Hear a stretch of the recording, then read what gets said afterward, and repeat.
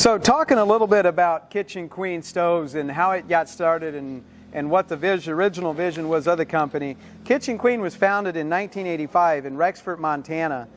When Freeman Troyer started building a new kind of wood cook stove, his vision was a cook stove where the smoke would never need to travel downward, where you could hook it up to even a marginal chimney and it would still draft well. Also heavy duty enough to hold up for years and years and years, not just a little pop can. And another aspect of his dream was a big firebox, enabling him to throw a lot of wood in and not have to tend it overnight or anything like that.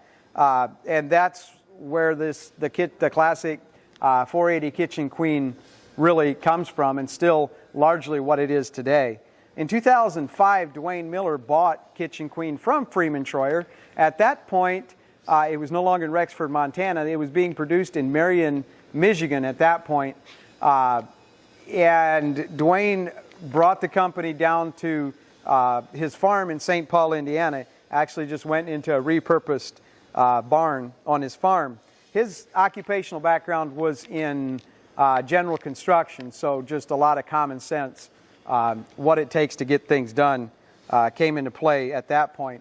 In 2015, Dwayne and actually all the staff with Kitchen Queen at that time relocated to Crofton, Kentucky, where the stoves have been getting built ever since.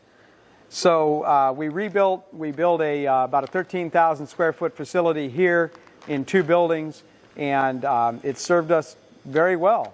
We also I believe it was in about 2017 or 18, we started switching over a lot of the old manual equipment into newer high precision CNC equipment, giving you what we got today.